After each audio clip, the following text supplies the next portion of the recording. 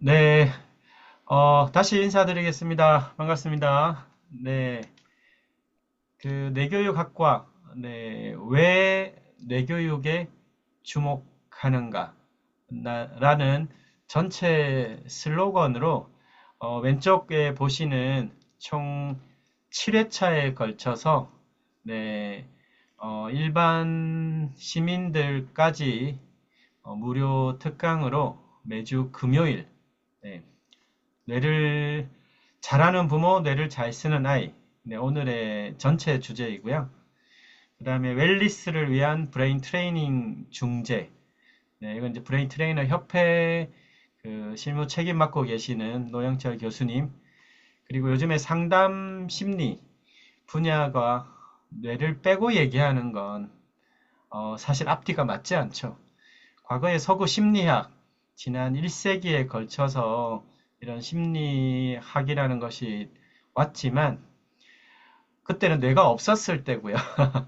프로이트 칼륨, 뇌에 대한 인식이 없었을 때, 마음, 무의식, 뭐 이런 거 얘기를 했을 때였죠. 지금은, 네, 상담 코칭, 뇌를 만나다. 네, 뭐 필수적이죠. 그래서 저희 내교학과에도 전통적으로 심리 전공자들이 한 5명 중에 1명꼴 들어오십니다. 그리고 이제 4회차는 마음챙김, 마인드풀리스라고 외국에서는 얘기를 하는데요. 그것과 또 K-명상, 명상에 관심 있는 분들 네, 꼭 추천을 드립니다. 그리고 이제 유아 내교육 쪽에 이현정 교수님이 뇌활용 법칙, 네, 뇌교육의 원천 기술 BOS, 보스라고 하는데요. 그것을 이제 좀 유아 뇌교육 분야에 타겟을 둬서 하는 주제 5차시, 그리고 좀 글로벌한 네, 뇌교육의 글로벌 사례와 지구 경영, 지금 지구촌 시대 속에 우리 미래의 어떤 리더 네, 이런 걸 얘기를 해야 될 때이죠. 어릴 적 교육 중에 가장 위험한 것 중에 하나가 그 한계를 설정하는 것, 그 다음이 사고 영역을 제한하는 겁니다. 지금 우리의 아이들이 한반도에서 네, 살아갈 시대가 아니잖아요. 그래서 이런 지구촌 시대에 나의 가치를 어떻게 인식하고 어떤 한국인으로서 그런 의식을 가져갈 것인가. 그런 주제입니다. 그리고 마지막은 이제 제가 다시 뇌의 주인으로 살고 있습니까? 네, 이 뇌교육으로 보면 마지막 5단계 브레인 마스터링. 오늘 이 뇌의 주인으로 살고 있습니까에 대한 조금 방향도 살짝 담을 예정입니다. 자, 그럼 저는 오늘 마음과 행동 변화의 열쇠. 네, 오늘의 핵심 키워드는 브레인입니다. 네, 여러분과 저의 뇌를 바꾸는 것과 심장을 바꾸는 것, 당연히 다르죠. 심장에 문제가 있으면 이식을 하는 시대이지만, 심장과 뇌를 바꾸는 건 근본적으로 다르잖아요. 네, 사람이 바뀌는 문제가 일어납니다. 네, 지금, 부모라면, 또 교육에 종사하는 사람이라면, 또 누군가의 어떤 마음과 행동 변화를 바꾸고자 하는 사람이라면, 네, 저는 단언합니다. 절대적으로 뇌에 대한 이해 없이 이런 거를 다룬다는 건 저는 지금은 위험하다고 생각합니다. 심리 전공자가, 과거의 전통적인 심리 전공자가 뇌에 대한 이해 없이 사람의 심리를 다룬다? 네, 지금은 좀 아니죠. 네, 과거의 프로이트 시대가 아닙니다. 그래서 요즘에 굿바이 프로이트, 네, 최신 심리학 책에 프로이트는 앞에 극히 일부밖에 없습니다. 프로이트, 칼융, 요즘 MBTI 그 이론이 칼융 이론의 베이스를 두고 있잖아요. 네, 심리에서는 마음을 얘기하죠. 오늘날 마음 문제가 너무 많지 않습니까? 근데 마음 문제는 마음으로 해결될 수가 없습니다. 네, 몸이 뒤따라야죠. 그래서 마음과 행동 변화, 네, 몸이 뒤따르지 않는 마음의 어떤 변화라는 건 허상 같은 얘기다. 작심삼일. 네, 명확히 과학적인 얘기죠. 왜? 작심만 있으니까. 마음 먹는 대로 세상이 안 바뀝니다. 내가 안 바뀌어요. 작심삼일은 너무나 과학적인 표현입니다. 마음과 행동 변화의 열쇠. 그것이 뇌입니다. 구체적으로 오늘은 지덕체냐, 체덕지냐. 네, 이것도 답이 나왔죠. 지덕체는 잘못됐다. 체덕지다. 연령별 인간 두뇌 발달의 그 생물학적인 또 뭐 뇌과학 관점에서 들여다보면 이것은 명확합니다. 서구 교육 모델의 오류였죠. 지금은 인정하고 있습니다. 지금 시대를 살아가는 교육자, 부모, 어떤 트레이너라면 네, 지덕체, 체덕지에 대한 명확한 구분, 마음과 행동 변화의 열쇠, 이 뇌에 대한 인식 전환은 필수적이다. 미리 얘기를 드리고 네, 시작하겠습니다. 처음 또 저라는 사람을 또 보는 분도 계실 거라고 보기 때문에 제가 소속된 대학은 이 글로벌 사이버 대학교입니다. 뭐 BTS 모교로 뭐 해외에서는 사실 굉장히 유명합니다. 네, 그리고 저는 이제 뇌교육학과 그 뇌활용 분야에서는 네, 유일한 학과라서 네, 좀 관련 분야에서는 굉장히 많이 알려져 있습니다. 제가 주로 강의하는 주제들은 이런 거예요. 뇌를 잘하는 부모, 뇌를 잘 쓰는 아이, 지덕체냐, 체덕지냐.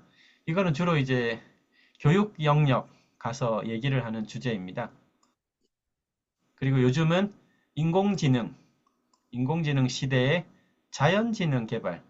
인공지능 시대에 인공지능 얘기는 너무 많이 하고 있어요. 제가 얘기 안 해도 뭐 다들 인공지능 얘기를 하지만 우리가 잊지 말아야 할 것은 인공지능이 할 수 없는 것은 무엇이냐에 대한 거죠. 교육은 여기에 초점을 둬야죠. 인공지능 활용은 뭐 얘기 안 해도 지금 들어와 계신 그 분들보다 아이들이 훨씬 잘합니다. 네, 이거는 뭐 굳이 얘기를 안 해도 아마 따라갈 수 없을 만큼 아이들은 잘할 거예요. 잘하고 있고요. 그래서 우리는 AI 시대에 인간의 뇌의 특별함을 어떻게 깨울 것인가에 보다 집중을 할 필요가 있다. 그 중에 이제 대표적인 메소드가 메디테이션, 명상입니다. 네, 우리는 명상을 어떻게 인식하고 있느냐? 네, 스트레스 관리가 아니라 자기 역량 강화까지 서구의 다국적 기업들이 그렇게 쓰고 있는 그 이유가 명백하게 있습니다. 뭐 여러 영역에서 좀 이런 주제들이 점점점 다양해지고 있어서 어, 다행스럽다고 생각을 합니다.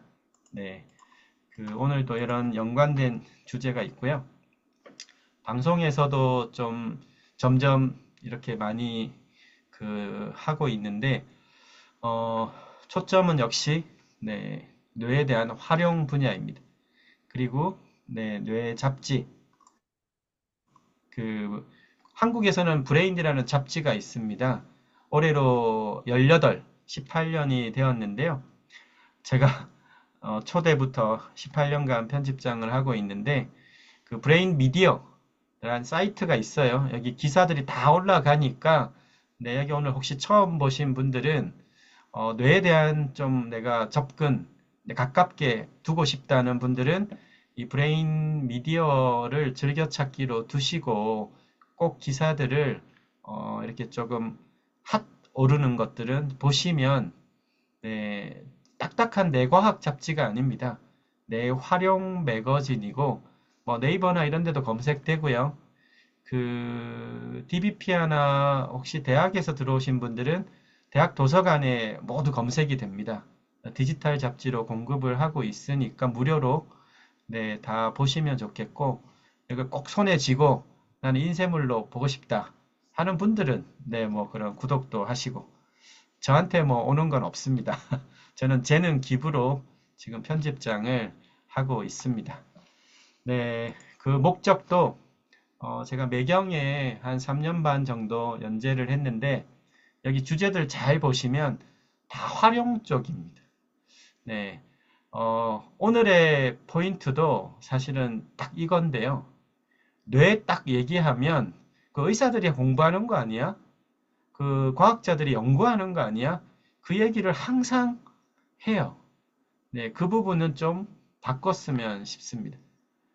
여러분과 저가 지금까지 살아온 그 결과가 과거의 뇌를 썼기 때문이잖아요. 네, 우리 아이들의 미래는 나의 5년 후, 10년 후의 미래는 결국은 내가 나의 뇌를 어떻게 쓰느냐의 결과입니다. 그 투영된 결과가 나타나는 것뿐이지 결국은 누구나 갖고 있는 뇌를 어떻게 인식하고 쓰느냐의 문제입니다. 근데 이러한 뇌가 왜 의학자의 치료 대상이나 과학자의 연구 대상으로 인식하는 건 안 맞죠. 그래서 뇌 과학에서 뇌 활용 시대로의 전환, 이것이 오늘 서두에 조금 압축해서 얘기를 먼저 하겠습니다. 그 얘기를 들으시다가 조금 질문들이 있으시면 일단 채팅창에 올려놔 주십시오. 오늘 전체가 1시간 반인데 1시간 남짓 한 1시간 10분, 5분 정도 하고 나머지 한 20여 분은 조금 질의응답 시간으로 삼고자 합니다. 자, 이 뇌과학에서 뇌활용 시대, 이거는 빠르게 한번 가겠습니다. 지금은 뇌를 얘기하죠. 리더라면 뇌를 얘기하고요. 선진국이라면 뇌과학을 얘기합니다. 대한민국도 선진국이기 때문에 당연히 뇌과학을 얘기하죠. 하지만 인류의 오랜 역사 속에서 뇌는 역사의 뒤안길이었죠. 이집트, 감정과 사고, 의지와 마음가짐이 일어나는 곳. 뭐라고 생각했을까요? 미라를 만들 때 뇌는 어떻게 했겠습니까? 없애버렸습니다. 그 두붓덩어리에 불과하다고. 심장을 가장 중요하게 여겼죠. 우리도 심장, heart, 마음이란 뜻이 아직도 있잖아요. 시대의 오류였죠. 내 마음은 어디에 있습니까? 여러분과 저의 뇌를 바꾸면 사람이 바뀌는 문제가 일어난다. 인체에서 유일하게 마음 활동을 담당하는 몸, 마음의 총 사령탑, 브레인이죠. 그런데 마음을 상담하고 마음 문제를 해결하려고 하고 우울증이다, 뭐 집중력이 떨어졌다, 내 감정이 힘들다 이러면 마음 상담으로 해결이 될까요? 뇌가 몸 플러스 마음인데요. 뇌를 바꾸는 게 마음인가요? 몸인가요? 몸과 마음은 어떤 관계인가요? 우리는 몸을 어떻게 생각하고 있습니까? 마음을 어떻게 얘기하나요? 감정은 마음의 영역인가요? 신체 영역인가요? 감정은 마음의 영역이다. 여기에 동의하십니까? 그렇지. 감정이 마음의 영역이지. 내가 감정이 힘들면 뭐 상담받으러 가잖아요. 치료받으러 가잖아요.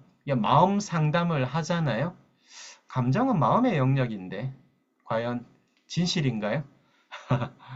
네, 1세기 전에 이 뇌에 대한 인식은 이랬습니다. 이 라몬 이칼이라는 이 뇌과학 공부를 하면 만나는 근대 뇌과학의 아버지, 1913년, 거의 딱 1세기 전이죠. 이 노벨상 수상자예요. 이 굉장히 유명한 뇌과학자인데요. 이렇게 얘기했어요. 다자란 뇌의 신경 경로들은 픽스, 고정되어 not change, 변하지 않는다는 거예요. 신경 경로는 안 바뀐다는 거예요. 뇌세포란 건 뉴런이죠. 죽을 수는 있어도 사멸은 되지만 재생은 얼토당토하는 얘기라고 생각했습니다. 이게 20세기 거의 중반까지 갔습니다. 그러니까 뇌세포는 재생도 안 되지만 생성된다는 건 상상할 수 없는 얘기였어요. 지금은 어떻겠습니까? 자, 1960년대 CT란 장비가 개발되죠. 이제는 엑스레이가 1세기 전에 나왔는데요. 발견된 거죠. 보이지 않았던 걸 엑스레이를 투과해서 네, 이제는 볼 수 있습니다. 뇌를 쪼개지 않아도 CT라는 걸로 이렇게 장비죠. 이렇게 보이죠. 60년대 MRI, 네, 70년대 초, 60년대 말 정지 영상입니다. fMRI, MRI인데요. F가 펑션입니다. 이렇게 실시간으로 뇌 영상을 보는 거예요. 요즘 방송에서 많이 보시는 게 fMRI. 이것은 90년대 초. 펫은 70년대입니다. 이거는 이제 화학적인 변화. 네. 그래서 이 fMRI가 개발된 90년대에 이르러서야 비로소 뇌과학이라고 하는 것에 대중적 연구가 일어납니다. 왜 그럴까요? 이것만 네, 실시간 영상이 나머지는 네, 이게 실시간이 아니에요. 연구가 일어나기가 쉽지가 않죠. 그래서 뇌과학 시대는 90년대 들어서 됐구나. 자, 뭐가 밝혀졌습니까? 여러분과 저 성인의 뇌무게가 약 1.4kg, 1300에서 1500g. 그런데 체중 대비로 보면 2.5%밖에 안 된다. 이것이 전체 무게 대비 작을까요? 많을까요? 네, 상당히 무겁다. 지구상의 생명체 중에 뇌를 가진 척추동물 중에 인간이 네, 뇌가 큽니다. 그런데 2.5%밖에 안 되는데 혈액 소비는 10배를 갖다 씁니다. 이것이 뇌의 특징이죠. 도대체 이 뇌가 전체 인체 대비 체중은 2.5%밖에 안 되는데 심장의 혈액, 에너지원이죠. 10배를 갖다 쓰는 이유가 뭐겠습니까? 상식적으로는 무게 대비로 잘 분포가 되어야 물리적으로 타당하잖아요. 그런데 물리의 법칙을 벗어나서 또 중력을 이기고 올라와야 되잖아요. 그렇게 순환을 하는데 10배를 갖다 쓰는 이유는 브레인이 총사령탑이라는 얘기예요. 그리고 감정, 생각, 행동 이거에 대한 중추기능 그리고 우리는 태아 때보다는 4배가 커졌습니다. 현재 성인의 뇌무게는 1.4kg 전후지만 여러분이 태어났을 때는 300-400g 밖에 되지 않았습니다. 그리고 그 무엇보다 인간의 뇌가 위대한 것은 바로 Who am I? 네, 나는 누구인가? 강아지가, 고양이가 이런 질문할 수 없죠. 나는 고양이인가요? 나는 강아지인가요? 신생아들 이런 질문할 수 있습니까? 신생아 갓 태어난 아이들 거울에 딱 앞에 놓으면 거울에 비친 내가 나라는 걸 압니까? 네, 우리 아이를 기르는 부모님들 언제 나를 나라고 알아차릴까요? self-conscious, 자의식이라는 거. 고양이가 3년 전에 나는 어떤 고양이였지라고 3년 전에 나를 떠올릴 수 있습니까? 1년 후에 나는 어떤 강아지가 될 거라고 상상하고 계획표를 세우고 뭔가를 노력을 할 수 있습니까? 아, 포유류는 현재를 사는 건가? 이런 생각을 유추하실 수 있죠. 인간은 과거를 떠올릴 수도 있고 미래를 꿈꿀 수도 있잖아. 어떤 차이지? 그게 인간의 뇌의 특별함이라고 볼 수 있겠죠. 그러면 그거를 하지 않으면 네, 문제가 일어나겠죠. 자, 그런데 우리가 뇌에 대한 이해가 좀 필요한데요. 과학자들은 뇌를 뇌라고 부르는 건 조금 싫어합니다. 왜냐? 두개골 속에 이 뇌라고 인식을 하는 순간 뭔가 약간 그 제한적이에요. 왜? 뇌라는 거가 없는 동물들이 있거든요. 뇌라는 게 생기기 전에 뇌가 만들어기 이전에 뭔가에 대한 인식이 있어야 돼요. 그래서 신경계라는 표현을 더 많이 씁니다. 신경계, 너버스 시스템이라고 하는 신경계라고 하면 우리가 보통 여러분들 중학교 시간에 배우신 거예요. 중추신경계, 뇌와 척수. 그래서 우리가 영화 같은 데 보면 뇌를 딱 이렇게 바꾸는 영화들이 있는데요. 뇌만 바꾸는 게 아니라 척수까지, 네, 척추 안에 척수까지 드러내서 딱 바꿉니다. 네, 그래서 뇌 척수가 중추신경계. 중추란 얘기는 핵심이라는 거죠. 뇌와 척수가 핵심이구나. 말초신경계. 몸 곳곳에 뻗어 있는. 이것은 이제 감각신경, 운동신경. 이거를 잘 기억하세요. 종류가 감각, 운동. 감각을 우리가 느끼죠. 네, 감각. 그리고 운동을 하죠. 움직이죠.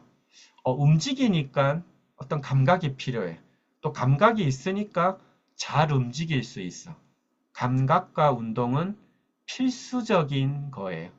그런 잘 움직이기 위해서 많은 감각들을 받아들이고 그거를 총괄하는 시스템. 그것이 이제 중추 신경계입니다. 그리고 인체는 12쌍의 뇌신경이 있고요. 총 31쌍의 척수신경이 있습니다.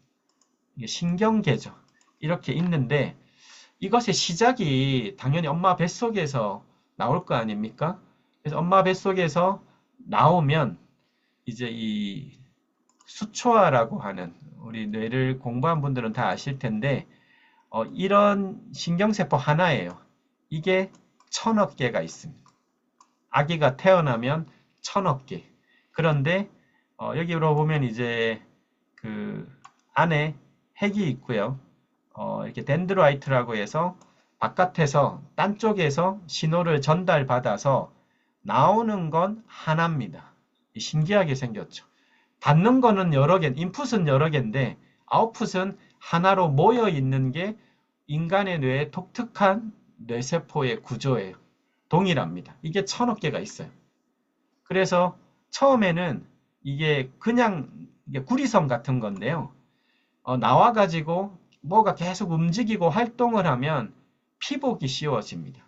이거를 미엘리네이션, 수초화라고 하는데 말 그대로 우리가 구리선이었다가 옛날에 우리 전화가 구리였죠. 구리선이었죠.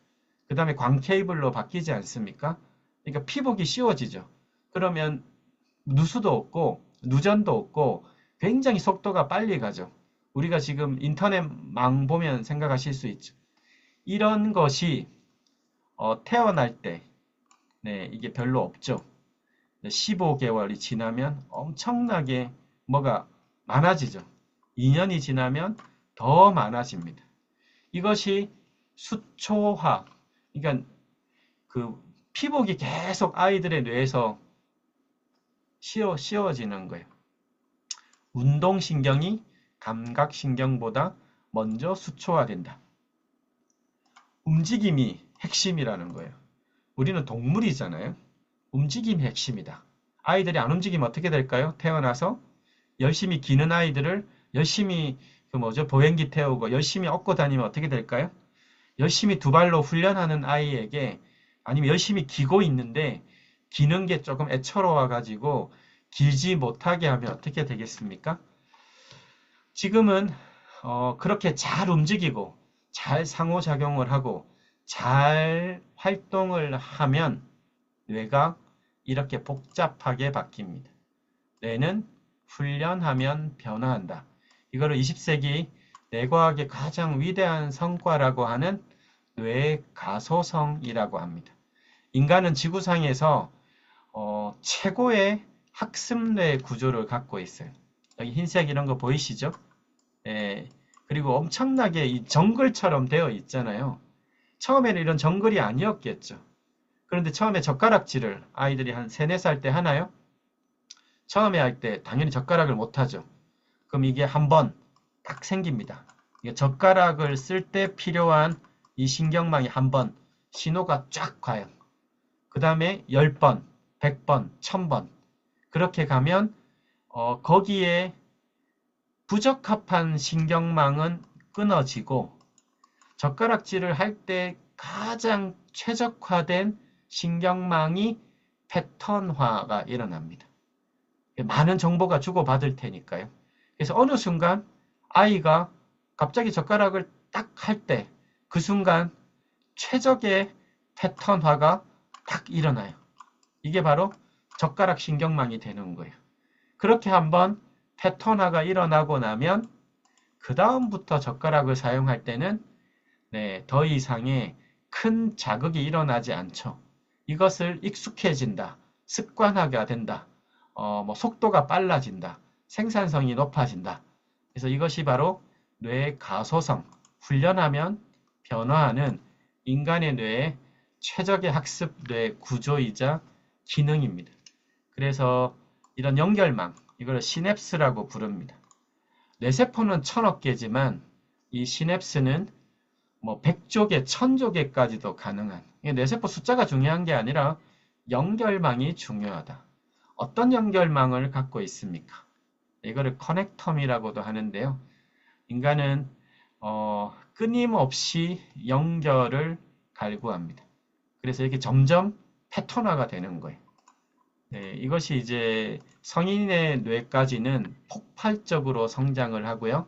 성인 이후에는 이제 최적의 많이 쓰는 패턴들이 공고하게 되겠죠.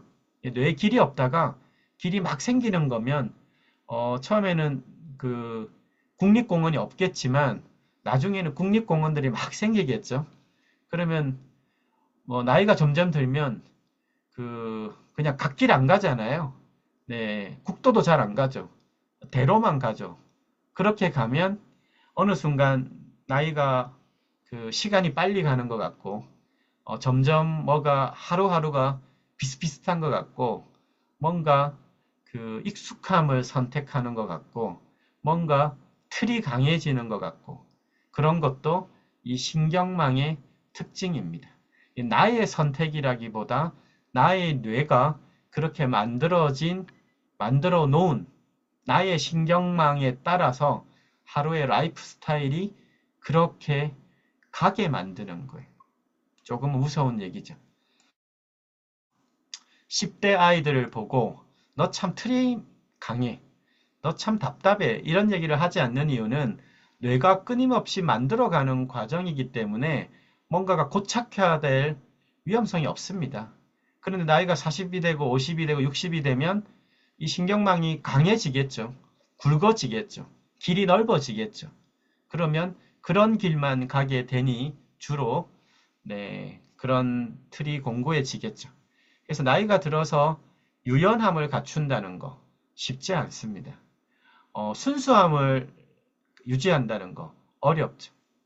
지금 여기 내교학과에도 60대 이상 학우분들이 꽤 있으신데요. 그런 분들은 유연하세요. 왜냐?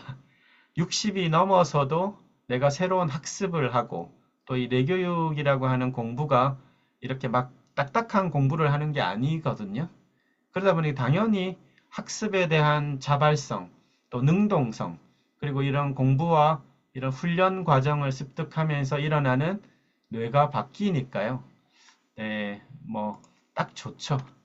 자, 그래서 지금은 이런 뇌 영역을 다 알고 있습니다. 제가 지금 말을 할 때, 이게 스피킹을 할 때 어디서 활동하는지, 볼 때 어디서 뇌가 영역이 일어나는지, 들을 때 어떻게 일어나는지, 지금 뇌의 영역이 다 fMRI로 불이 들어오는 거예요. 눈이 보는 걸까요? 귀가 듣는 건가요?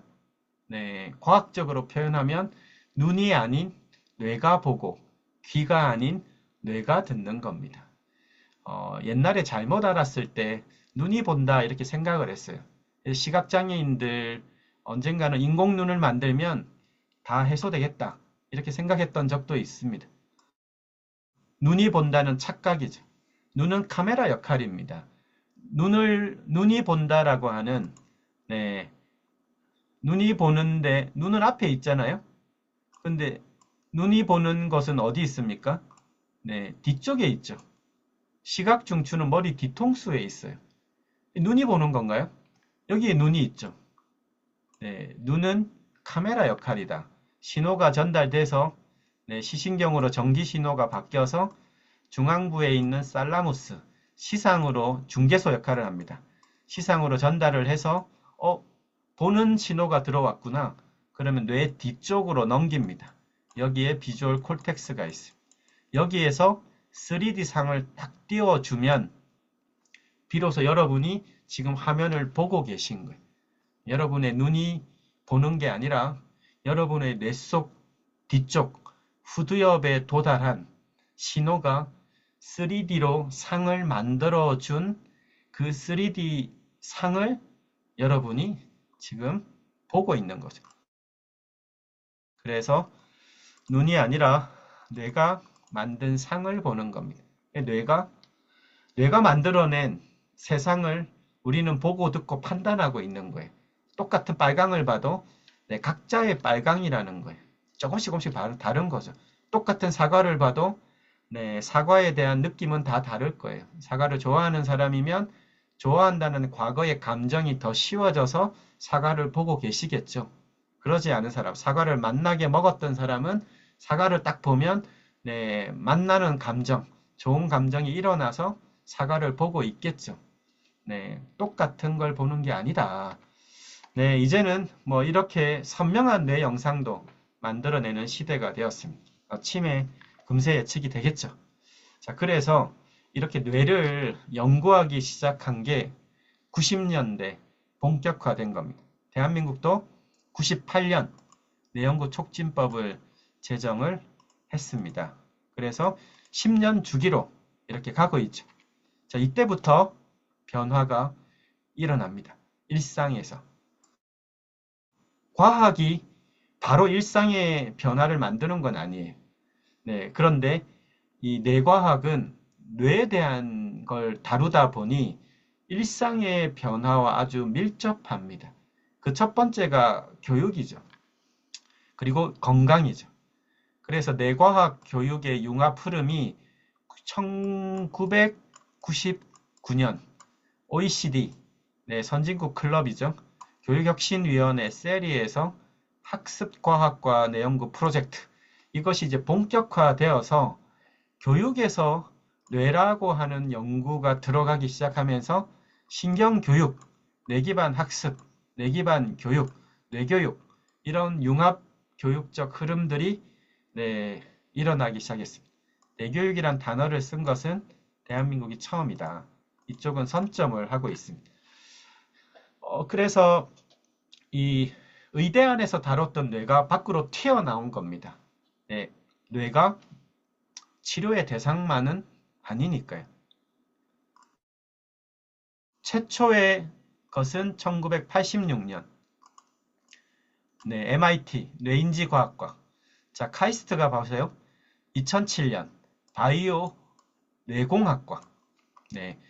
뇌인지과학과는 그럼 언제냐? 대한민국은 2015년입니다. 상당히 늦죠. 2007년은 뇌공학이에요. 이거는 이제 엔지니어링이에요. 2015년 이화여대가 뇌인지과학과. 아까 저기 MIT가 1986년이라고 했잖아요. 거의 뭐 30년 격차죠. 2020년 전통적인 뇌과학에서 심리 뇌과학을 합친 2022년 뇌인지과학과. 이게 다 우리나라 탑 클래스 대학에서 뇌과학, 뇌공학, 뇌인지과학 다 이렇게 뛰어든 거예요. 미래 인재를 양성하겠다는 거예요. 연구하겠다는 거죠. 그런데 뇌는 연구의 대상이 아니에요. 치료의 대상도 아니죠. 일상에서의 나의 변화의 대상입니다. 그래서 이쪽에 활용 분야, 뇌 훈련 분야에 주목한 대학이 바로 글로벌 사이버 대학입니다. 2010년 굉장히 선제적으로 뇌 활용 분야의 학과를 처음 설립을 한 거죠. 그래서 많이 뜨고 있습니다. 이거는 그냥 뉴스에 시간이 갈수록 체감을 하고 있어요. 왜냐하면 제가 2016년에 여기 대학에 왔는데 그전에는 이제 한국뇌과학연구원이라는 곳에서 11년 정도 연구원으로 있었는데요. 2016년에 오고 나서 지금 2024년인데요. 한 8년 됐죠. 그 초기에는 교육이나 건강 분야의 분들이 대부분이었다가 지금은 저희가 글로벌 사이버 대학이 올해 그 사이버 대학 브랜드 평가 1등입니다. 입학 지원도 100%를 넘었어요. 그런데 내교학과에 100명이 들어오면 정말 다양합니다. 17살, 78세까지 들어오고요. 학위를 따려는 목적은 한 10% 남짓입니다. 그러니까 학사학위가 없는 분들이 한 10%, 15%밖에 안 돼요. 나머지 분들은 다 그냥 새로운 분야의 접목과 뭐 융합하려는 분들이고, 그 교직에 계신 분들, 또 뭐 이런 유로 카운슬링, 뇌파 쪽에 계신 분들, 심리 전공자가 전통적으로 한 5분의 1 정도 되고요. 또 뭐 아로마 하시는 분들, 뭐 웰리스, 또 인생 이막, 치매 예방, 너무나 네, 다양해지고 있습니다. 그만큼 네, 이게 융합 분야가 점점점 확산되고 있다는 거죠. 저는 굉장히 바람직한 현상이라고 생각을 합니다. 왜냐? 지금 인간을 이해하려면 뇌에 대한 이해가 필수적이고요. 또 마음과 행동 변화를 뭔가 얘기하려면 뇌에 대한 인식과 활용에 대한 원리 체계를 습득하는 것이 너무나 필요하기 때문입니다.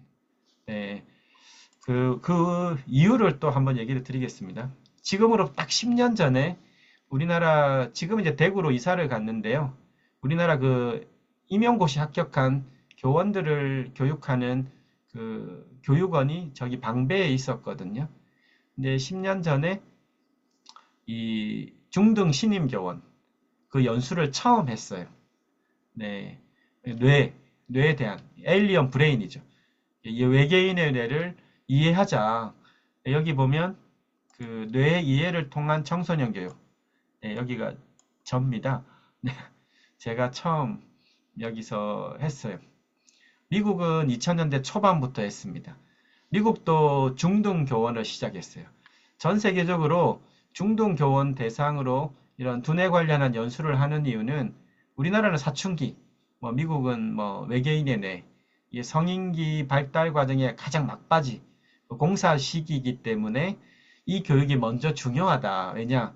뭐 이렇게 제정신이 아니잖아요. 네, 이렇게 내가 아니라 나의 뇌가 마지막 공사를 하니 교사도 부모도 학생도 나에 대한 이해가 필요하다고 본 거죠. 그 선진국에서. 그리고 이것이 이제 초등, 고등으로 다 확산이 된 겁니다. 지금은 뭐 유치원까지 뇌에 대한 교육이 넘어갔죠. 그래서 우리나라 뇌연구 촉진법은 이제 3차인데요. 3차 슬로건을 딱 보십시오. 뇌 이해 고도화와 뇌 활용 시대로의 진입. 이제는 활용이 치매 치료가 아니라 뭐 치매 치료제 지금 한 3개인가 나와 있는데요. 엄밀하게는 치료제 아닙니다. 홀드하는 거죠. 뭐 엄청 수천만 원 하지 않습니까? 치매 예방 관리지 치매 치료는 뭐 걸리면 네, 안 되죠. 10년 전부터 크랙이 갑니다. 그럼 10년 전부터 준비할 수 있잖아요. 그러면 예방 관리가 치매의 핵심이죠. 치매 치료가 핵심이 아닙니다. 근데 우리는 어디에 투자를 하고 있습니까? 평소에 수면 관리, 치매 예방에 직결됩니다. 수면 관리 하고 있습니까? 네. 그런 거를 생각을 안 합니다. 아이들, 요즘에 흙을 밟지 않죠? 움직이지 않잖아요? 근데 이 움직임이 네, 정서 발달에 직결됩니다. 아이들의 정서 문제 요즘에 심하죠?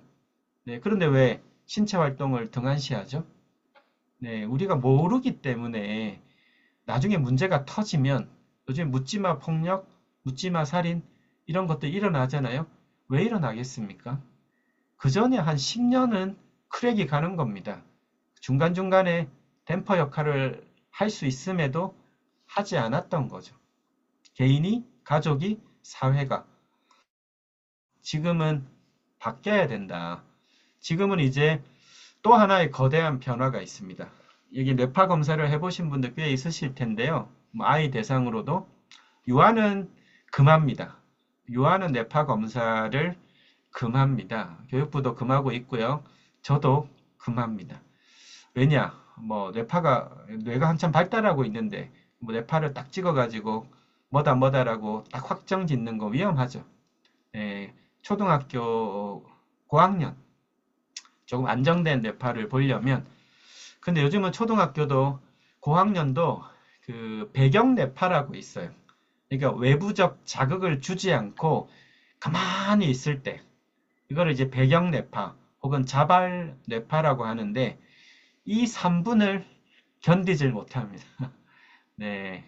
3분을 가만히 있으라고 하면 네, 뇌파가 튑니다. 네, 워낙 그 뭐 자극적이고 이런 스마트폰 세대들은 그래서 그 아이들은 네, 불안하죠. 뭔가에 자극이 없으면 불안하죠. 이미 뇌가 그렇게 교란을 일으키는 거예요. 굉장히 위험한 뇌가 된 거예요. 그 초등학생 4, 5학년이 3분을 가만히 있지 못하는 뇌가 된 겁니다. 누가 그런 거죠? 네, 아이가 그 스마트폰 달라고 하면 금세금세 줬던 그런 인식. 안 주면 우니까 주고, 네, 주면 안 우니까 네, 뺏지 못하고. 집안에 식사를 하는데, 가족 식사를 하는데, 식탁에 스마트폰을 갖고 와서 스마트폰을 보면서 밥을 먹는데 아무런 제지도 하지 않는 부모. 그게 제대로 된 거 아니죠. 굉장히 잘못하고 있는 거예요. 집안에 룰이 없는 거죠. 그런 그 룰을 과연 외국에서 가만히 둘까요? 절대 가만히 두지 않습니다. 우리가 오히려 그런 거를 너무 등한시하고 있는 거예요. 이 스마트폰 인류 첫 세대에게 그 위험성을 네, 또 활용은 해야 되지만 활용은 놔둬도 알아서 잘 하는데요. 네, 룰이 필요하다.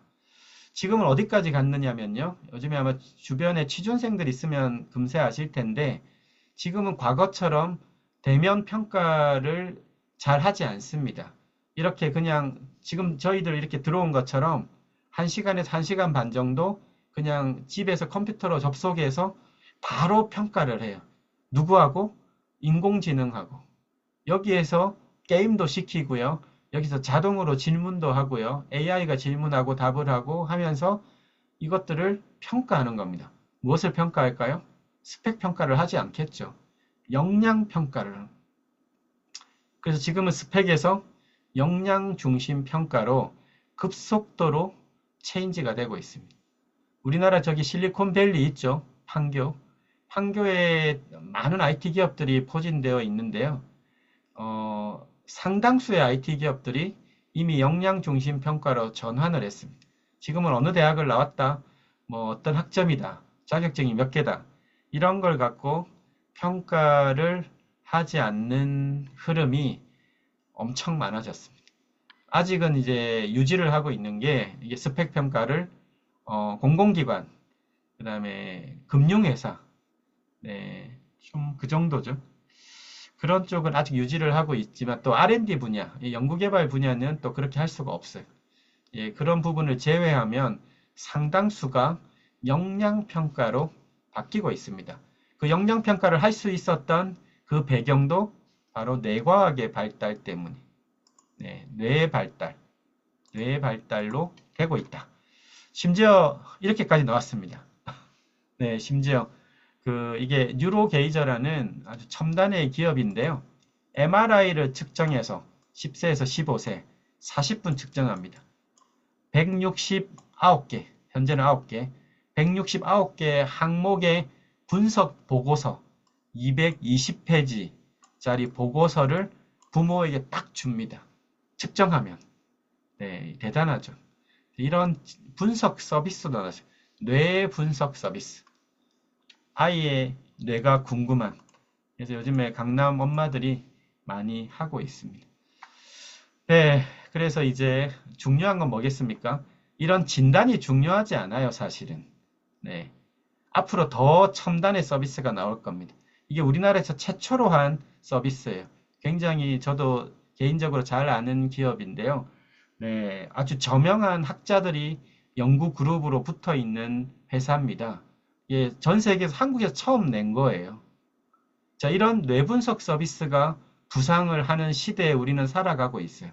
그러면 어디가 다음 주목할까요? 훈련이죠. 결국은 내 아이의 뇌를 훈련시키고 싶은 거잖아요. 근데 한국은 참 다행스럽게도 교육부가 2009년에 이런 두뇌 훈련 분야의 국가공인 제도를 국가공인화 해놨습니다. 네. 최근에 있었던 일이에요. 올해 11월에 부산에서 가장 큰 부산교육박람회가 있었는데 이 부산교육청 안에 부스가 이 국가공인 브레인 트레이너를 제시를 했습니다. 왜 얘기 제시를 했냐면 부산교육청 후원으로 열린 컨퍼런스인데요. 여기 이제 부산광역시 교육청 후원으로 브레인 트레이너 협회하고 글로벌 사이버 대학교가 공동 주최한 거예요. 이거를 잘 보시면 청소년 마음 건강 해결, 두뇌 훈련과 뇌파 코칭의 필요성. 청소년 마음 건강 요즘에 문제죠. 자, 그런데 어떻게 해결점에 접근을 할 거냐. 그리고 이 뇌파라는 게 초등학교, 중학교에 심심찮게 측정이 일어나고 있는데 현재 법상으로는 아무나 측정할 수 있습니다. 그런데 이게 이제 교육청 차원으로 보면 문제가 되죠. 왜냐? 아무나 측정하니까. 심리 상담사도 측정하고 학교 교사라고 해서 측정하고 그러면 되겠습니까? 네. 심리 상담 공부한 분이 뇌를 공부한 건 아니죠. 뇌파는 더더욱 공부한 게 아니에요. 근데 막 측정하면 안 되죠.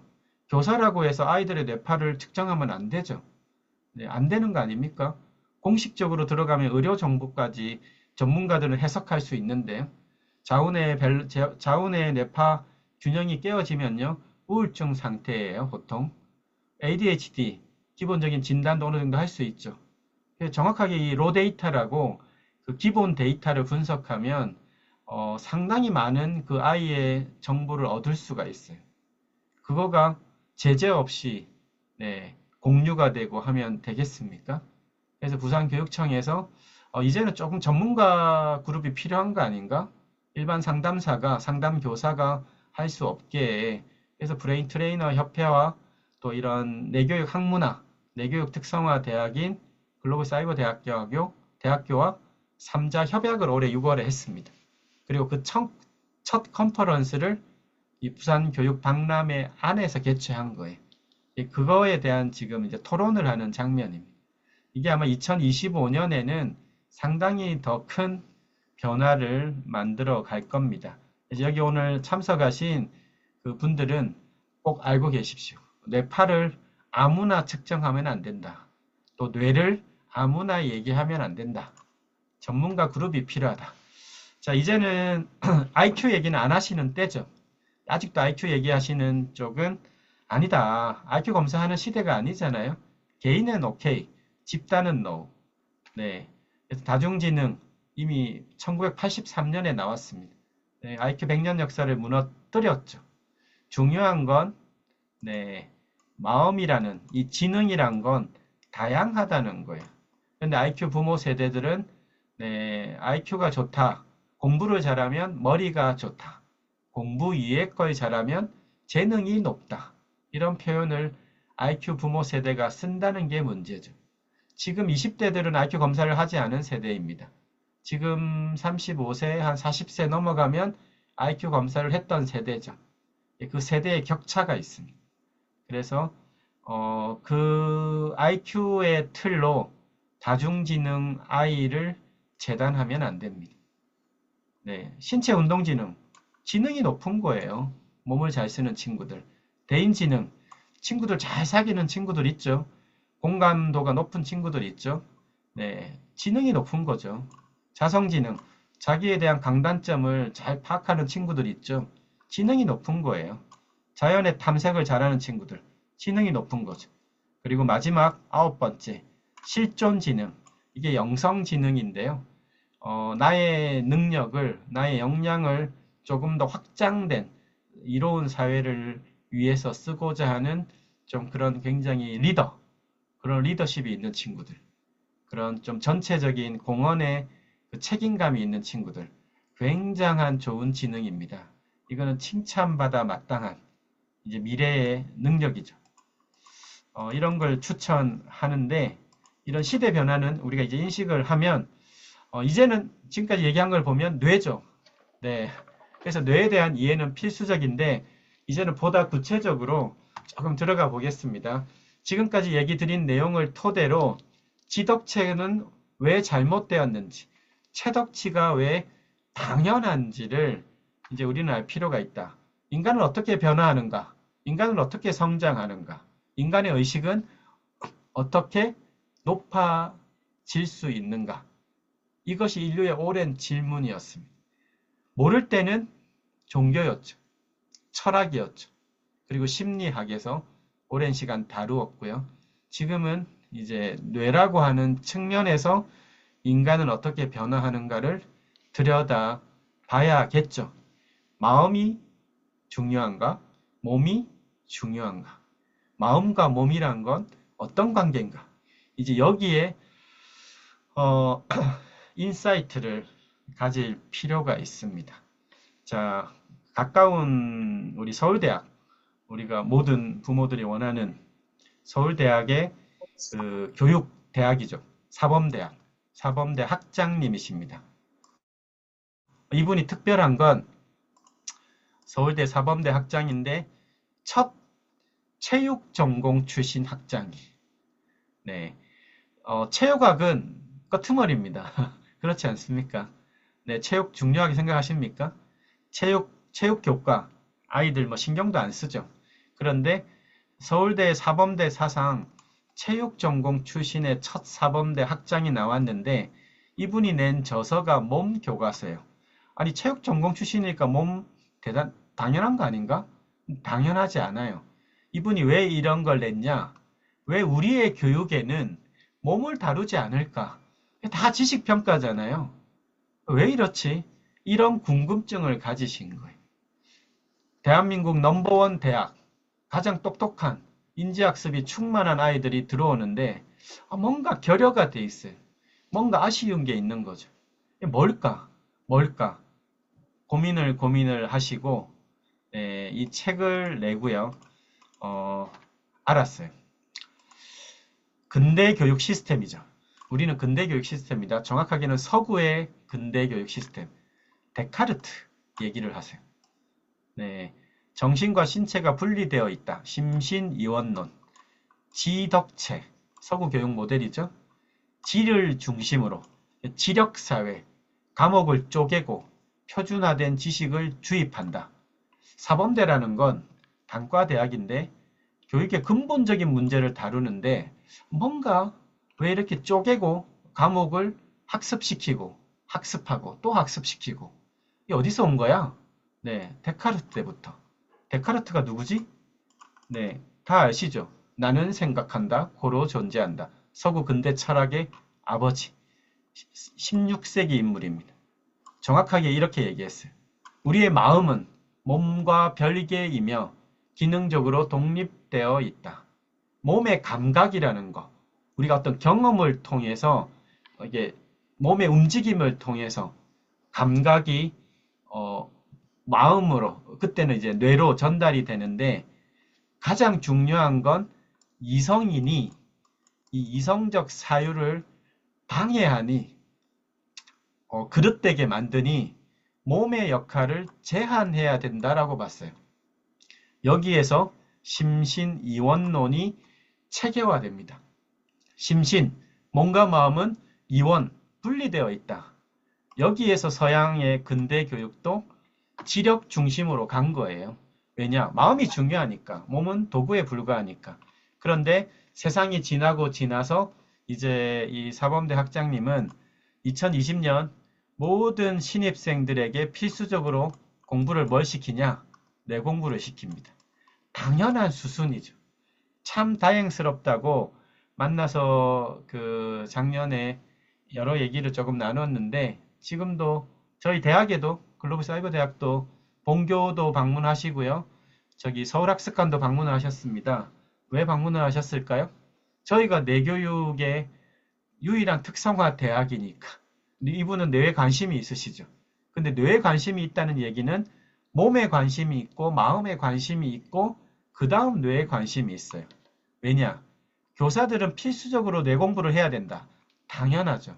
왜? 뇌를 이해하지 않으면 이제 인간을 이해하지 못하는 시대니까. 그리고 뇌를 포함한 몸 전체에 대한 이해가 필요하다. 아주 인사이트가 있는 분이시죠. 왜냐? 인간의 의식이란 건 뇌를 포함한 몸 전체에서 일어나기 때문에. 지금 그렇게 왔어요. 몸에 대한 이해 없는 마음이란 건 허상 같은 얘기입니다. 작심삼일 당연하다고 얘기를 드렸죠. 우리가 잘못 알고 있었던. 그래서 이 서울대학의 사범대에서 이제 특별한 과정들을 해요. 뇌를 공부하는 것뿐만 아니라 여기 보면 경험과 성장, 협력과 성장이라는 프로젝트 교과를 시켜요. 왜냐? 인지학습적으로는 가장 똑똑한 아이들인데 뭐가 빠졌습니까? 감각이 결여됐어요. 어떤 감각? 네, 공감하고 또 뭔가 나를 알아차리고 공감을 하려면 나를 알아차리고 남을 알아차려야 되는데 그런 감각이 없어요. 인지적인 것만 엄청 높아져 있어요. 그리고 협업이 안 돼요. 자율적으로 뭔가 서로 상호작용을 하는 게 너무 안 돼요. 그래서 세 가지가 없는 산무, 네, 교수가 없고 교실에서 하지 않고 교재가 없는 교과를 시작합니다. 네, 벌써 몇 년이 됐어요. 그 속에서 어떤 역량을 기르고자 하는 것인가? 바로 내적 역량이죠. 이거는 OECD에서 이미 10수년 전에 발표를 했습니다. 네, 프로젝트형 수업을 해라고. 네, 이미 나온 거죠. 미네르바 스쿨 들어보셨죠? 10년 전에 미래대학의 모델로 엄청 뜨지 않았습니까? 여기도 핵심이 프로젝트예요. 근데 잘 보십시오. 프로젝트가 핵심인데 이미 그런 문제 해결 능력이 있는 친구들이 들어오는 거예요. 네. 어떻게 그런 역량을 기르냐는 없어요. 환경만 주어준다. 네, 프로젝트라고 하는 환경. 네, 어떻게에 대한 구체적인 방법은 없습니다. 자, 그래서 이거를 보다 좀 구체적으로 들어가면 자연지능에 대한 회복과 개발입니다. 이것이 바로 이제 뇌교육의 영역인데요. 모션 컨트롤, 이 움직임에 대한 제어와 조절, 파저티브 마인드, 긍정 심리를 훈련하는 거. 네, 상상 훈련, 심상 훈련. 요즘에 스포츠계에서 많이 하죠. 인사이트, 통찰력을 얻는 어떤 뇌 조건을 만드는 거. 창의성 조절에 대한 조건. 네, 언어를 배우는 게 아니라 네, 언어 중추에 대한 활성화죠. 자의식, 나의 어떤 존재성에 대한 자각, 이런 훈련들이 이제 점점 부각되는 겁니다. 자, 이제 좀 압축해서 왜 지덕체가 아니냐라고 이제 좀 정리를 해보면요. 여러분과 저는 동물이죠. 식물이 아닙니다. 네, 생물학에서 움직일 동이에요. 라틴어로 애니마는 움직인다는 뜻이에요. 식물, 박혀 있으면, 개체가 움직이지 않으면 식물, 개체 전체가 움직이면 동물, 인간은 고등동물, 네, 두 발로 움직이는 유일한 이족 보행이 가능한 고등동물입니다. 질문 하나 드릴까요? 인간의 뇌가 가장 상시적으로 끊임없이 정보를 입력받는 대상은 어디겠습니까? 여러분의 뇌는, 우리 아이들의 뇌는 어디에서 정보를 계속 가장 많이 받고 있습니까? 네. 채팅창에 한번 올려봐 주시겠습니까? 네. 지금까지 했던 얘기를 토대로 이것에 대한 정확한 원리적인 답을 하실 수 있으면 네, 가장 뇌를 잘 이해하시는 거예요. 뇌가 가장 영향을 많이 받는 네, 뇌교학과 학우분들이 역시 많으시네요. 몸이죠. 네, 몸입니다. 여러분들의 지금 이 신경계 보시고 네, 여러분들이 막 움직이면 이 몸의 각종 움직임들이 척추로 와서 쭉 올라가면 두정엽을 정확하게 반띵을 해서 뒤쪽 부분이 감각 영역이에요. 앞쪽은 주로 운동 영역이에요. 그러니까 몸의 신호가 올라오면 여기 다 호문클러스라고 여러분의 신체 지도가 신경들이 다 있습니다. 신경세포 비율별로. 그래서 신호가 올라오면 뒤쪽의 감각 피질에 먼저 도달을 하고 앞쪽으로 넘깁니다. 그리고 다시 내려가요. 이 몸과 뇌와의 소통의 핵심은 바로 이겁니다. 네, 우리 아이들이 뒤뚱대뚱 걷고 덤블링도 하고 움직이고 뭐 계단을 오르락내리고 할 때마다 몸의 감각 신호가 네, 뇌로 올라가는 거고요. 여러분이 운동하고 움직이고 하면 뇌의 운동 신호가 몸으로 내려가는 거예요. 감각, 입력, 운동, 출력, 감각, 운동. 이게 핵심이다. 이게 잘못되면 네, 큰일 납니다. 우리는 이거를 잊고 살아가요. 요즘에 잘 움직이지 않는 아이들이 있습니다. 이게 움직이지 않는다는 게 잘 자빠지는, 네, 계단을 오르는데 잘 헛디는, 공을 던지는데 공을 잘 못 잡는, 네, 감각통합훈련센터, 요즘에 이런 게 엄청 또 주목받죠. 왜 그렇겠습니까? 움직임은 훈련하는 게 아니에요. 움직임은 자연적으로 훈련되어지는 겁니다. 강제 훈련이 아니라는 거예요. 강제 훈련이 아니라 자연스럽게 많이 움직이려면 열심히 뛰어놀아야죠. 열심히 자연과 상호작용을 해야죠. 그런데 흙을 밟지 않잖아요, 요즘 아이들이. 그러면 이 문제가 너무나 근본적인 거라서 신경을 안 썼는데요. 이 문제가 결국은 인지 쪽으로 문제가 일어나고요. 이 문제가 결국은 감각 통합이 안 되고요. 정서의 문제를 일으킵니다. 왜? 인간은 동물이고 가장 출발이 움직임이기 때문에. 그런데 이런 과정을 거치죠. 인간은 유별나게 성인기 발달 과정이 또 길어요. 가장 깁니다. 그것도 단계가 있더라. 네, 이게 이제 골치 아픈 거예요. 신생아. 네, 처음에는 자아인식 능력이 없죠. 한 2살 터울 되면 생깁니다. 네, 0세에서 2세. 몸을 충분히 움직이는 단계. 충분히 움직여야 그 다음 정서 발달이 원활합니다. 충분히 정서적 상호작용을 해야 인지학습이 원활합니다. 앞쪽이 잘못되거나 뒤쪽이 중간이 잘못되고 이쪽이 엄청 많죠? 대한민국 사회가 불균형성이 일어나겠죠. 그 불균형된 뇌가 여기까지 오는데 6세가 됩니다. 6세면 성인 뇌의 90%가 커져요. 즉 1kg 정도가 됩니다. 근데 이미 안쪽은 불균형이 일어났죠. 불균형된 뇌를 갖고 초등학교에 들어가요. 엄청난 학습이 일어나죠. 불균형이 더 일어나죠. 그럼 어떻게 되겠습니까? 네, 크랙이 가겠죠. 그래서 지금 초등학교 한 반에 30명이면 아토피 천식을 물론이고 ADHD, 자폐 스펙트럼 장애 많습니다. 뇌전증. 옛날에는 전교생의 1% 정도 있었는데 요즘은 한 반에 그렇게 돼요. 10%에서 많으면 20%까지. 네, 어떻게 할 겁니까? 무엇이 문제였습니까? 따지고 보면 앞에서부터 문제가 되는 거죠. 감정이라는 거 제가 첫 번째 질문을 드렸죠. 감정이 마음의 영역입니까? 네, 맞습니까? 마음의 영역이? 감정이 어디서 나온 거죠? 자, 이제 하나 영상 잠깐 볼까요? 고양이와 쥐의 스토리. 인간의 감정 중추 중에 편도라는 게 있어요. 부정적 공포 반응을 저장하는 곳. 편도를 제거한 쥐입니다.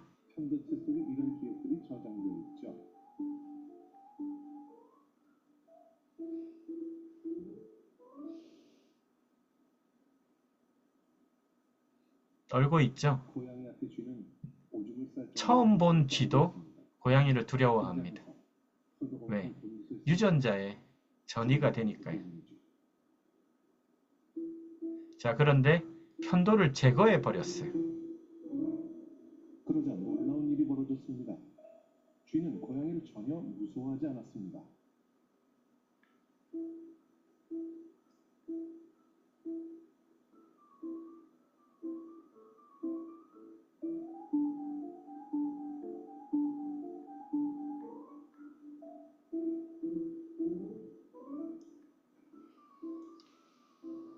네, 영상이 조금 끊겼는데요. 네, 핵심은 뇌는 부정적 편향성을 갖습니다. 생명 존중, 생명 보존에 유리하니까요. 그래서 그 부정적 편향성을 갖는다는 얘기는 거꾸로 긍정적 태도와 긍정 마인드는 쉽지 않다는 얘기예요. 바꿔 얘기하면 긍정 마인드를 갖게 하는 것은 훌륭한 두뇌 역량을 아이에게 주는 겁니다. 훈련이 필요하죠. 예, 긍정 마인드셋은 훈련이 필요하다. 요즘에 긍정 심리는 유전성도 얘기를 합니다. 부모가 긍정적인 환경에 많이 노출된 그런 마인드셋을 가진 부모 아래에서 나온 아이들은 긍정적 심리, 체계, 이거에 대한 얘기도 많이 할 만큼 쉽지가 않다. 왜? 인간은 기본적으로 부정적 편향성을 갖기 때문이죠. 자, 그래서 1차 정리하면 지덕체는 아닙니다.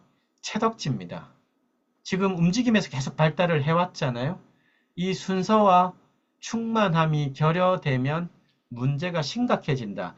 왜 문제가 심각해지냐면 지금 이렇게 얘기를 하고 있어요. 유아교육도 놀이 중심으로 해라고 다 OECD에서 강조를 하고 있습니다. 왜 이렇게 강조를 할까요?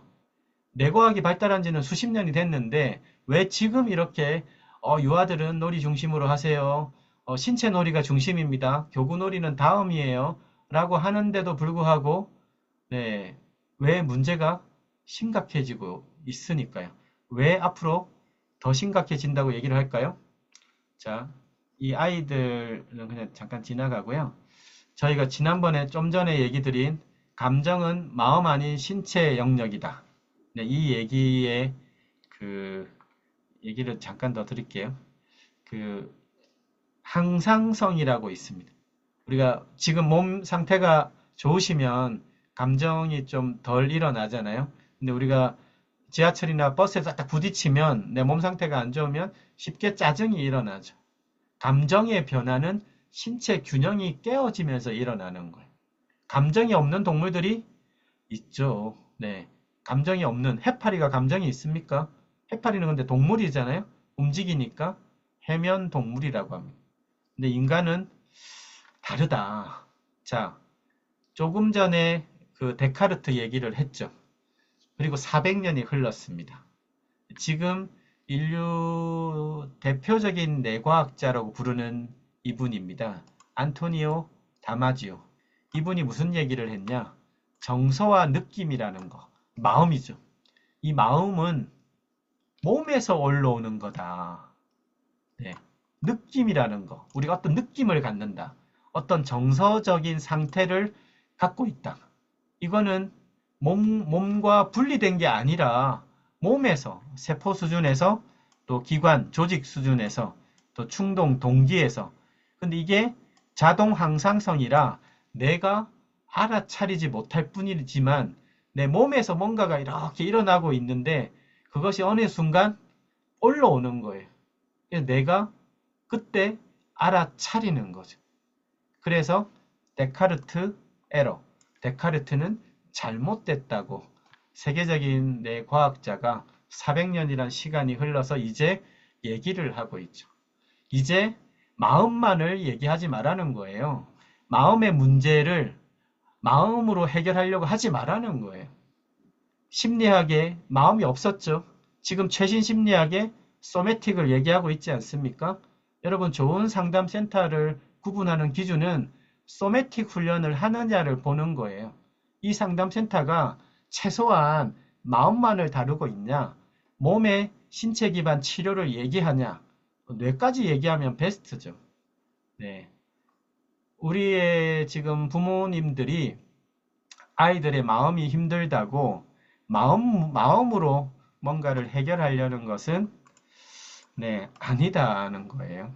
네, 인류의 과학이 그렇게 지금 제시하고 있지 않습니다. 네, 정리를 조금 하면요. 공감 부분에서 하나만 딱 얘기하고 정리를 하겠습니다. 특히 자녀가 있거나 교육 영역에 있는 분들에는 굉장히 중요한 부분인데, 왜냐? 이 공감이라는 기제는, 포유류, 영장류 쪽에 있습니다. 특히 영장류가 중요한데, 우리 거울 뉴런, 미러 뉴런 얘기 많이들 하죠. 네, 그런데 이게 원숭이에서 처음 발견이 됐는데, 저는 더 아래쪽도 있다고 봐요. 포유류. 제가 고양이를 기르는데요. 고양이도 공감을 어느 정도 하는 것 같아요. 근데 어쨌든 발견은 원숭이에서 됐습니다. 그래서 원숭이가 이렇게 혓바닥을 내미는 걸 보면 원숭이도 똑같이 내밀죠. 결과를 복사하는 거예요. 근데 인간은 다르다. 인간은 how, what, why를 다 복사합니다. 그러니까 평소에 책을 읽지 않는 엄마를 보다가 갑자기 독서가 중요하다고 책을 읽는 척하는 엄마를 보면 그 의도까지 알아차립니다. 4살도. 그래서 대충 읽으면 안 됩니다. 왜? 부모가 하는 모든 행동과 모든 언어, 모든 태도, 심지어 언어, 감각까지 복사합니다. 네, 6세 이전에 부모는 최고의 학습 복사기예요. 네, 그런 태도의 복사기입니다. 그러니까 아이가 문제겠습니까? 6세 이전의 아이가 뭔가 문제가 있으면요, 부모가 문제예요. 그거는 과학적으로 너무나 타당한 겁니다. 네, 6세 이전의 아이가 문제가 있다고 아이만을 탓하는 건 네, 어불성설입니다. 그거는 아니죠. 그래서 이 공감이라는 게 또 최근의 연구에서는 뭐 이런 기전도 많이 밝혀졌지만 핵심은 이겁니다. 궁금했어요, 과학자들이. 왜 이런 거울 뉴런이 있는데, 즉 공감을 할 수 있는 기전이 있는데 왜 잘 공감이 안 될까? 어떤 사람은. 또 나도 가끔씩은. 그럴까? 해서 최근에 이 라마찬드란 박사의 연구는 참 의미가 있어요. 타인과 공감할 수 있게 하는데 강력한 자기 신체 신호가 작동되면 뇌는 항상성 유지를 위해서 자신의 뇌를 보호하는 데 앞장선다. 이게 무슨 얘기입니까? 스트레스가 되면 스트레스 작동이 거울 뉴런보다 먼저라는 거예요. 여러분이 내가 내 아이와 공감도를 높이고 싶다. 누군가 공감도를 높이고 싶다면 나의 상태를 좋게 만들지 않으면 네, 공감도는 일어나지 않는다는 거예요. 그래서 공감을 얘기하면요. 타인의 공감을 많이 얘기하죠. 허상 같은 얘기입니다. 나와의 공감이 먼저예요. 내가 공감하지 못하는 상태면 나의 뇌가 즉 균형성을 잃어버리면 타인에 대한 공감을 하는 거울 뉴런이 작동하지 않는다는 얘기입니다. 사람들은 항상 남을 얘기해요. 네, 뇌는 자신을 얘기합니다. 자신만 잘하면 다 됩니다. 그게 90%라고 저는 얘기할 수 있을 것 같아요. 내가 중요하다. 나의 상태가 중요합니다. 그래서 공감 능력 키우는 시작이 남 아니에요. 나예요. 나의 내 몸의 상태에서 또 마음도 아닙니다. 내 몸에서 시작한다. 맨발 걷기라도 하십시오. 네, 아침에 두드리기라도 하십시오. 네, 체조라도 10분이라도. 네, 이거는 그냥 넘어가고요. 자, 이제 마지막으로는 왜 이런 그 감각의 상실, 채덕지가 중요한데 왜 더 위험한 시대로 가고 있냐면 인공지능 때문이에요. 인공지능이 나쁘다는 얘기는 아닙니다. 더 위험한 세대, 이런 세대, LLM. 뇌는 조절자인데 이 조절이 깨어지고 있어요. 두 가지만 얘기 드리겠습니다. 첫 번째, 어둠에서 빛의 세상이 됐어요. 우리는 호모사피엔스죠. 30만 년 역사를 얘기해요. 근데 이 30만 년 동안 막바지 한 수백 년만 자연빛이 있었고 나머지 29만 9천 뭐 몇백 년은 다 자연빛이었어요. 그러니까 태양빛만 받았다가 지금 인공빛을 밝혔죠. 뇌 바깥에서 가장 변화한 건 인공빛이 커진 거예요. 뇌는 교란이 일어나는 거예요. 당연히 교란이 일어났죠. 불면 심해질 수밖에 없어요. 우리는 태양빛에 익숙해져 있는데 끊임없이 스크린을 보고 끊임없이 그 인공빛에 노출되어 있으니까요. 여기에 이제 결정적인 것이 뇌 안쪽 변화입니다. 뇌는 이렇게 균형성을 가져야 되는데 바로 이 신체가 급격히 움직임이 저하됐다는 거예요. 농경사회하고 딱 비교해 보십시오. 네, 농사 지을 때와 지금 현대인들 신체 활동성이 10분의 1로 줄었죠. 이것이 모든 문제의 근원입니다. 나머지는 다 부수적인 거예요. 지금 움직임에 결여된 그 흙을 밟지 않는 미래 세대 앞으로 어떻게 되겠습니까? 네, 굉장히 위험하다. 위험한 세대라는 걸 얘기하고 있습니다, 지금. 네, 이런 거 뭐 너무 심하죠. 장내 미생물 이거 요즘에 집집마다 엄청 집중하시죠. 더 크게 문제가 일어납니다. 네, 더 크게 일어나요. 신경발달장애, 네, 자폐까지, 신경퇴행장애, 네, 알츠하이머, 파킨슨까지. 왜? 그 지구 생태계가 무너지고 있으니까요. 장내 미생물 무너지죠. 장내 미생물 문제와 아토피는 연구 결과가 많습니다. 네, 아토피 요즘에 아이들 많죠? 천식도 많죠? 네, 너무나 많아지고 있어요. 장내 미생물이 제2의 뇌라고 부르는데요. 이 문제는 먹는 걸로 해결이 안 됩니다. 먹는 거는 아주 부수적인 거고요. 핵심은 따뜻한 장 상태를 만들고 좋은 식단 관리인데 운동 자체가 결여되니까 아무리 좋은 식단을 먹어도 장이 자극이 안 되잖아요. 장이 자극이 안 되면 네, 이 미주신경을 따라서 뇌로 올라가는 신호가 제대로 전달이 안 되겠죠. 운동 플러스 식단입니다. 즉 움직임, 신체 활동성이 수반되는 좋은 식단 관리라야 됩니다. 네, 이제 마지막으로 오감이 전부가 아니다. 우리가 잘못 알고 있었던 오감은 외수용성 감각일 뿐이고요. 지금 현대인들은 이 내수용성 감각, 몸을 하도 안 움직이고 몸의 감각이 상실되니까 내수용성 감각이 급격히 저하됐습니다. 그리고 고유수용성 감각, 우리가 위치, 계단 오를 때 안 보고 오르시잖아요. 근데 지금은 아니에요. 하도 움직이지 않으니까 위치, 방향 이런 감각이 결여돼서 우리 10대 아이들이 고유 수용성 감각이 네, 위험할 수준입니다. 그런데 이런 것들은 결국은 이 빙하 아래쪽의 역량에 해당돼요. 지금까지는 기술과 지식이라 빙하 위쪽으로 먹고 살았는데 21세기는 아닙니다. 21세기는 인공지능이 다 네, 차지하고 있죠. 그래서 셀프 임파워먼트, 내적 역량인데 이거는 셀프라야 돼요.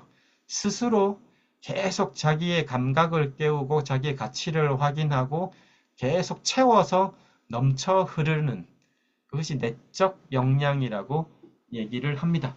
네, 그래서 저희가 지금 하고 있는 이 내교육의 영역은 이 내적 역량 개발이고요. 네, 국가공인 브레인 트레이너는 이것을 이제 제도화해서 국가공인으로 흐르는, 네, 배우는, 습득하는 자격 체계다. 보시고 그렇게 보시면 되겠습니다. 네, 여기 내교육학과는 이거를 이제 하는 원격 대학. 네, 오늘은 여기까지 네, 일단 하겠습니다. 네, 감사합니다. 제가 빨리 끝내려고 했는데 시간이 조금 부쩍 흘렀습니다. 네, 질문이 아직 없으신데요. 혹시 조금 관심 있는 질문 생각나는 거 있으면 네, 채팅창에 좀 올려봐 주시겠습니까? 네, 그러면 잠깐 그 질의응답 답을 하는 시간 짧게 갖고 원래 예정된 9시 반에 마치도록 하겠습니다. 네, 네. 권은희 반갑습니다. 네, 중간에 많이 들어오셨네요. 네, 혹시 궁금한 게 따로 없으실까요? 네, 네. 김성님께서 말씀을 주시고 가셨네요. 네, 네, 그럼, 오늘 그 내교육학과 겨울 특강, 네, 첫 강은 네, 이것으로 마무리하도록 하겠습니다. 네, 매주 다양한 주제로 진행이 되니까 네, 매번 참석해 주시기를 부탁드리고요. 네, 같이 인사하고 네, 마무리하겠습니다. 네, 감사합니다. 감사합니다. 감사합니다.